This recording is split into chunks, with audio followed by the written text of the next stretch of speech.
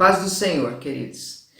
Eu tenho uma palavra de Deus para a tua vida, para a minha vida. Está em Efésios, capítulo 2. Eu vou ler aqui o versículo 8. E depois vou estar falando um pouquinho sobre isso que o Senhor tocou no meu coração, tá bom? Diz assim, ó, Efésios 2, 8. Porque pela graça sois salvos por meio da fé. E isso não vem de vós, é dom de Deus. Não vem das obras, para que ninguém se glorie. Olha, a gente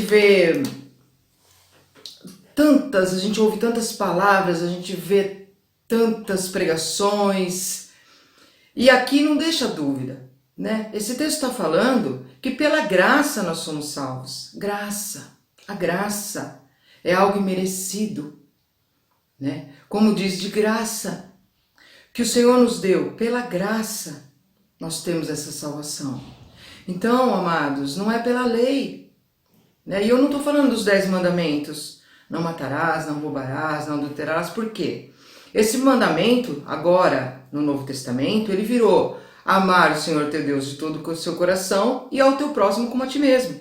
Ali, pela onisciência de Deus, ele já sabia que aqueles mandamentos que serviam, né, iriam ser reduzidos em 2. Né? Bem certo que se a gente ama a Deus e ama o próximo, nenhuma daquelas 10 dos mandamentos a gente comete. Nem é disso que eu estou falando. Eu estou falando daquilo que está em Levítico, a lei. A lei. A lei não salva. A lei não salvava e não vai salvar nunca. E o Senhor sabia disso. Deus colocou a lei para a época ali. E hoje, se você quiser ressuscitar a lei na sua vida, e tem muitos que fazem isso, não conseguem cumprir ela toda. E aí já peca, porque aí a palavra diz isso, que quem não consegue cumprir a lei, toda ela, se ele cair em uma, ele cai em todas, né?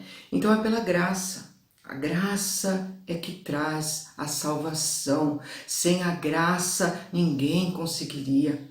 Porque, amados, todos, a Bíblia diz que estávamos caminhando para um descaminho. Todos, a partir de Adão ali, a partir de Eva ali, a partir do momento que o homem conheceu o bem e o mal, foi esse o erro dele, foi esse o pecado, foi essa a desobediência. Quando o Senhor põe lá 2 árvores e diz assim, olha, o fruto daqui do paraíso você pode comer de todas as árvores, menos da árvore do conhecimento do bem e do mal. Por quê? Porque quando você conhece o bem e o mal, e você tem essa consciência e você erra, então houve o pecado, houve a maldade. Porque a partir do momento que você não conhece, você é desculpável, né? Mas a palavra diz que nós somos indesculpáveis, a partir do momento que foi conhecido o que é bem e o que é mal. Aí a partir deste momento que você tem esse conhecimento, e hoje a criança já nasce, pouquinho que cresce, pouquinho que tem consciência de si, já sabe o que é certo e já sabe o que é errado. Então é por isso que toda a humanidade já vem no descaminho. A graça vem trazer o pagamento que o Senhor fez na cruz, que acabou com essa lei, porque ele cumpriu a lei. Ele cumpriu a lei, derramando o seu sangue, que no passado eram matados animais para pagar o pecado de todos ali. O Senhor veio e derramou o sangue dele, para pagar. Então ele cumpriu essa lei. Essa é a graça para nós. Ele se fez maldito para pagar o pecado nosso. Então não tem por que mais ficar indo atrás de ressuscitar a lei. Vai ler Levítico para você ver. Ninguém consegue, né? Então assim, o que é pregado fora disso, seja considerado heresia.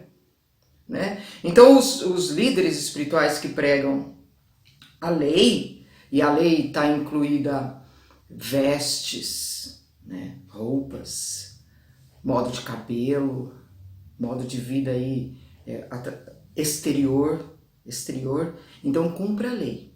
Aí lá tem um versículo que diz, em Levítico, não vou lembrar agora, que o sacerdote, aqueles que estão ali, os líderes, esses mesmos líderes hoje, e que também na época ali dos fariseus colocavam jugos tão pesados que nem eles conseguiam carregar, não mudou nada, né? Só modernizou as palavras, mas na verdade hoje se coloca jugo, é muito jugo.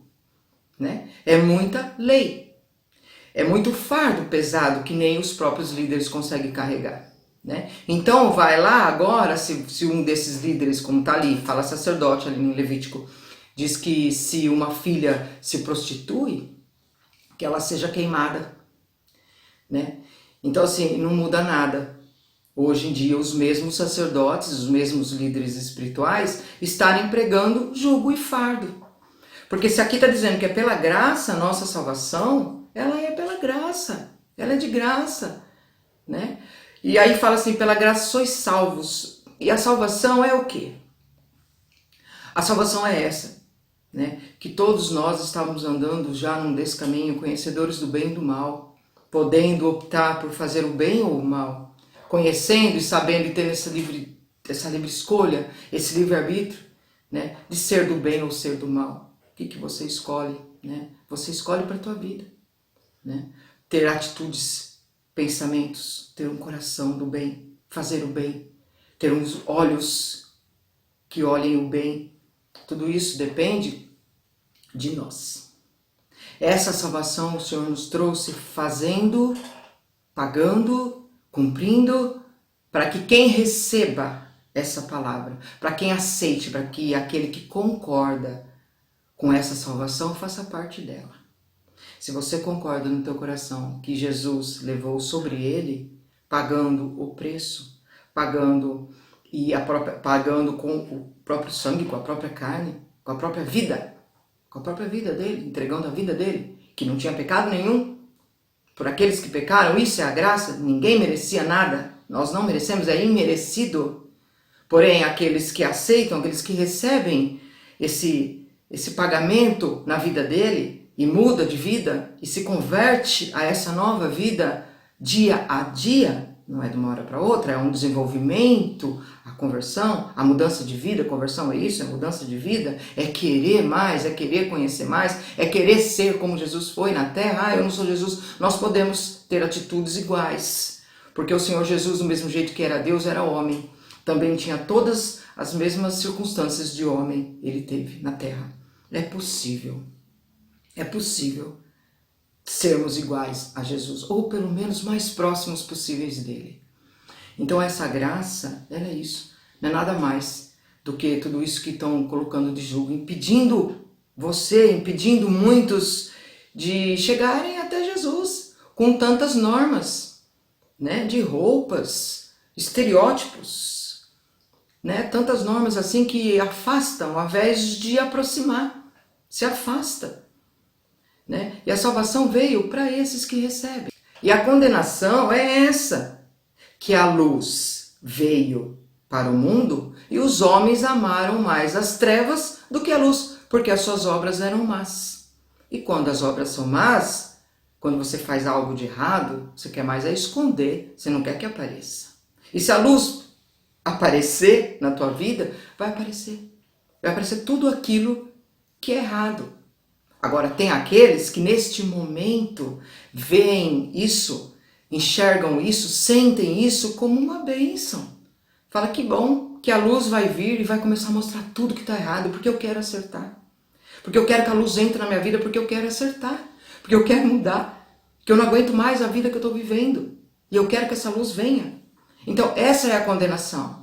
Né? Porque às vezes você pode falar assim, mas que pecado que ele pagou? Tá tudo errado, tá tudo acontecendo igual, tem tanta maldade nesse mundo e cada vez pior, né? E a tendência é essa também está na palavra do Senhor, que o amor de muitos esfriariam, né? E que viria uma apostasia da fé, né? Agora falando em fé, porque pela graça nós somos salvos, a graça eu expliquei, a salvação eu expliquei, pela fé em quê? Em qualquer coisa, pela fé em qualquer pessoa, pela fé em qualquer líder espiritual, pela fé em qualquer palavra, pela fé em todos esses julgos que estão colocando, pela fé em todos esses fardos pesados? Não, pela fé que Jesus é o caminho daquele descaminho. Jesus é a verdade de tanta mentira. E Jesus é a vida de tanta morte. A vida, aquela vida, que se você receber essa entrega dele na tua vida, você tem essa salvação, a condenação já não há mais, porque ele veio e ele é a luz para iluminar todas essas trevas. E essa fé não vem de vós, A palavra está dizendo, né? Não vem de vós, não vem de você a fé. A gente tem que buscar essa fé, conhecer a obra que o Senhor Jesus fez, o que Ele consumou, conhecer a mensagem de amor, a mensagem da cruz. E é essa fé nele, nessa obra que Ele veio fazer. Porque todos estavam perdidos, e todos estavam sobre uma lei inviável, improvável, impossível, né, de se cumprir. E não, ninguém iria se salvar assim. Jesus veio para cumprir essa lei na carne dele, para que nós possamos viver pela graça e pela fé nessa obra.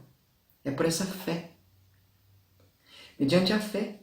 Né? Isso não vem de nós. Vem quem coloca a fé, quem coloca o querer e o realizar, também vem de Deus. Vem do Espírito Santo o querer e realizar. É o Espírito Santo que nós recebemos, assim que nós cremos no Senhor Jesus, que vem nos convencer do pecado, do juízo. Porque senão a gente vai achar que está tudo certo. Mesmo sendo conhecedores do bem e do mal, há uma hipocrisia muito grande, né? De se convencer, de reconhecer, de arrepender, falar, não, eu sou um pó, né? Eu sou o próprio pecado. Eu só consigo não pecar se eu conseguir uma força que vem do alto. Porque a nossa carne aqui, ela tende a isso, tende a maldade. É só a gente vigiando todo dia, toda hora, em todo tempo, buscando ajuda que vem de onde? Do alto.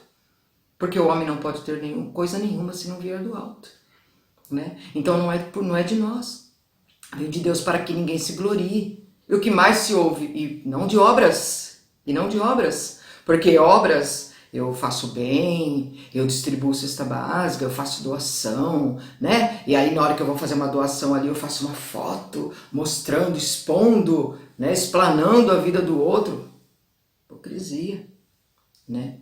Então não é pelas obras. E tem tantas entidades, né, que falam que são salvos pelas obras. É tão claro o texto dizendo que isso não vem de nós. É dom de Deus para ninguém se gloriar. Quanta gente se gloriando.